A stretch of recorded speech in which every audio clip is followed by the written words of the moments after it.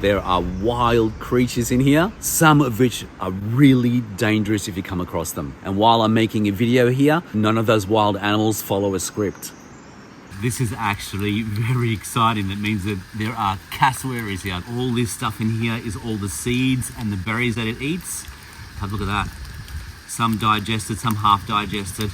But that's how the rainforest propagates. Lots of different nuts, lots of different seeds, and even a mushroom in there as well. Absolutely amazing. For those of you who don't know, a cassowary is native to Australia.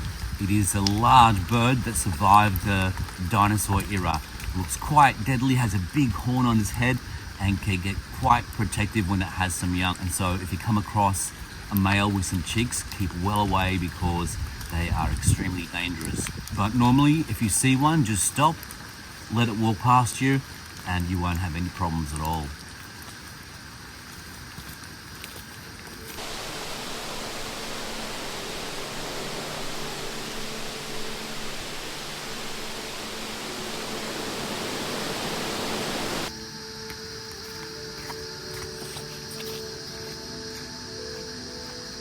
Welcome to the jungle.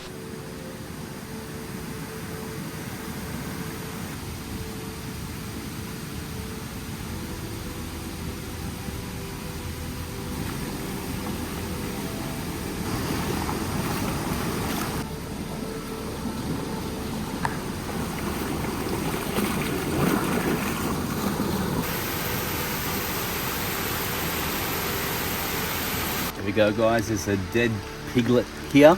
Probably died from eating some of the toxic plants that are here, or perhaps from some sort of disease.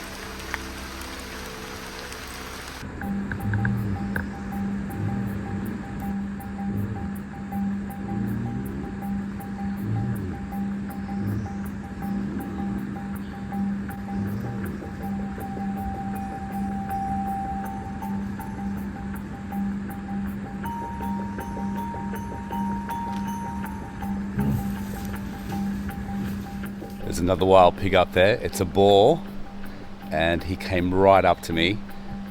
Whoa, scary, because these things can charge you and they can take chunks out. So I think it's a good idea to put my shoes back on. Wow.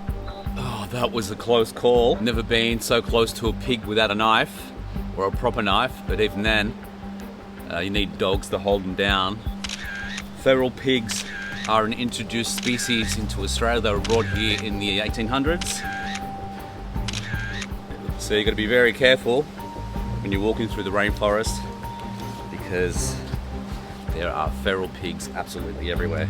And I'm pretty sure that I'm going to run into a few more, and I would rather have my shoes on than not.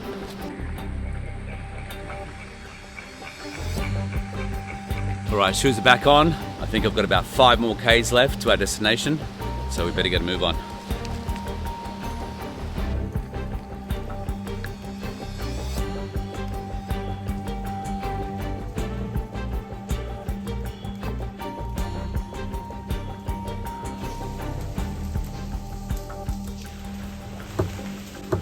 That sound was a warning not to get too close.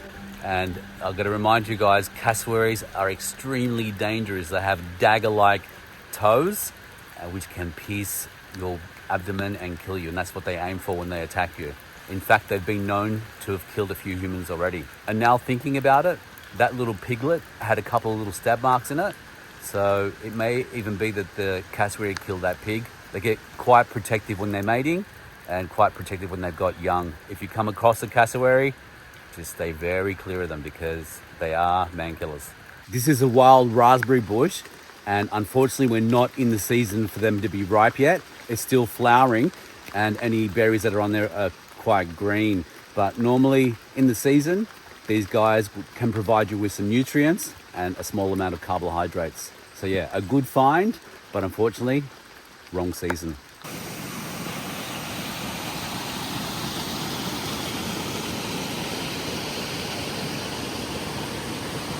Looks pretty inviting, right? Yeah, I'm tempted for a swim, but unless you're a strong swimmer, entering these waters could be catastrophic. Water is fast flowing because there is so many streams feeding the river, and the water is freezing cold. So if you want to have a swim, find a place where there's not so much flowing water and only stay in for a little bit. Don't stay in too long because your body will try and keep you warm, and that's using valuable energy. It's unlikely there are saltwater crocodiles up this far. It's about 50 kilometers up the river, and the water is cold. They don't like that cold water. And they also have to work their way past the rapids here, and you can see that is extremely difficult even for a crocodile.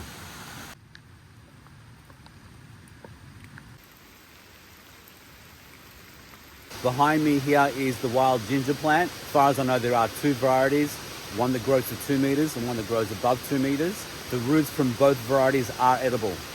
Another good reason to put your shoes back on is because of this plant here. This branch actually dropped from this lawyer cane, and it has all these little barbs on there which can penetrate your feet and can leave a nasty wound, because sometimes the spikes stay in your feet and they are incredibly difficult to get out. So yeah, put your shoes back on and keep away from this plant.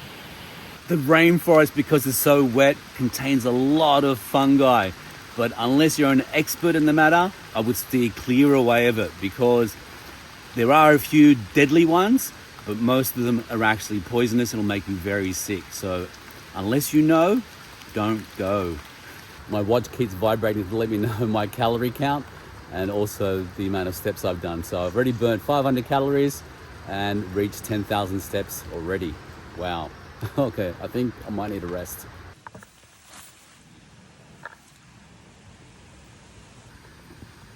Wow, this looks pretty epic here. I can hear a waterfall just down there. So let's put the drone up and take a look at it.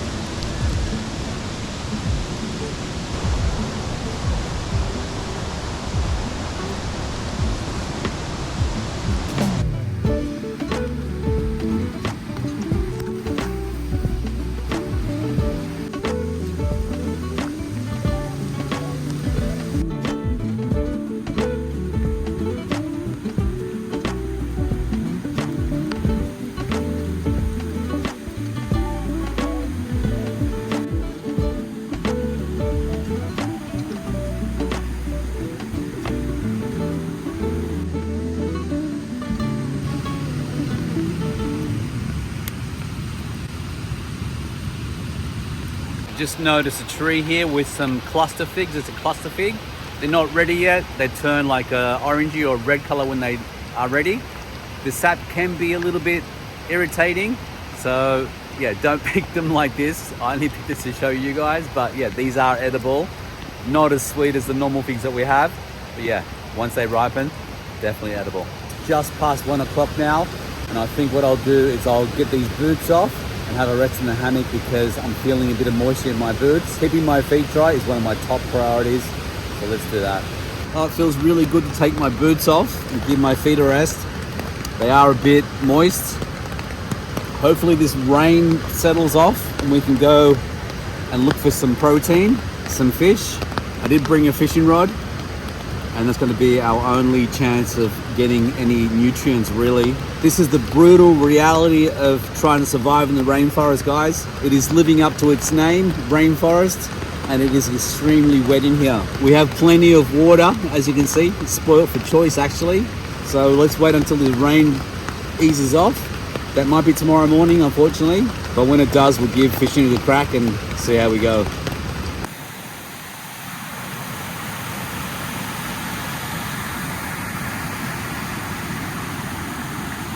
It is 4:30 and we're going to lose the light fairly soon, which means that no fishing today. And I'm going to be stuck in this hammock for the rest of the night. All right, I'll see you guys tomorrow morning. Good night.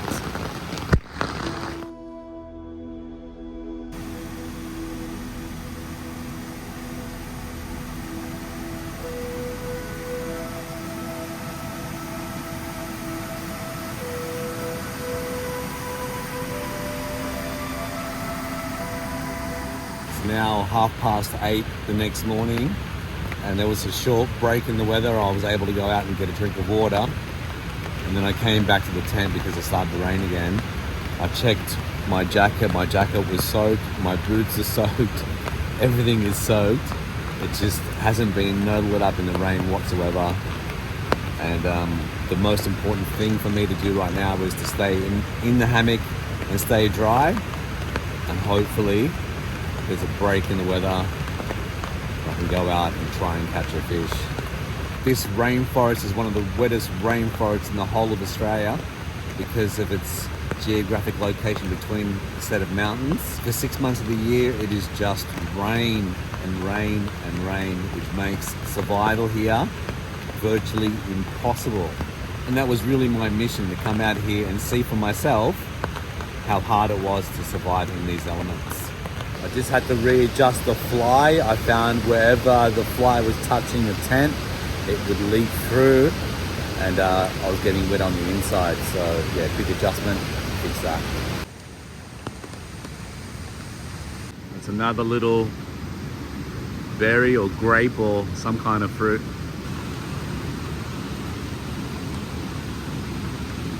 But I'm not sure what it is. But it seems like it's designed for birds to eat it, and fruits like that are usually not good for humans. Let's give it a taste and see whether it's toxic or not.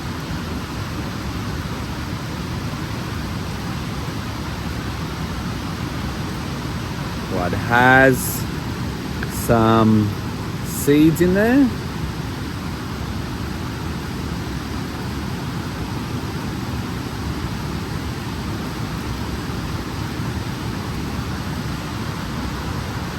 Not very tasty, doesn't seem toxic, no bitter aftertaste.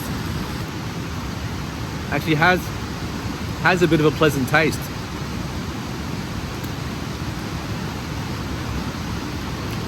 Nowhere near enough food for me to survive on, unfortunately. Just found a bunch of these fruits on the ground near the watercourse. And you can see that one of them has been eaten by maybe a little rat or marsupial, and it smells kind of sweet, but I have no idea if you can eat these or not. I think I'll take a couple back to civilization and research and see what they are. But yeah, really interesting. And if you do want to try one, what you can do is just piece the skin, taste it. It tastes edible. You can rub some on your lip and then see whether you get some sort of reaction to it. But this seems like it's kind of edible. Has a really bitter aftertaste. So now I'm questioning my decision. Maybe it's not edible, but it smells tempting. Oh yeah, really bitter aftertaste. Perhaps that wasn't a good idea. And that goes back to what I said. If you don't know what it is, yeah, don't try it. A lot of these plants that are in here are undocumented, whether they're edible or not. And yeah, they can be extremely dangerous. But yeah, I'm still getting a really bitter aftertaste, which is my sensations to say no. Got to be very careful here, guys. The rocks look extremely slippery. One foul move and I could end up in the drink.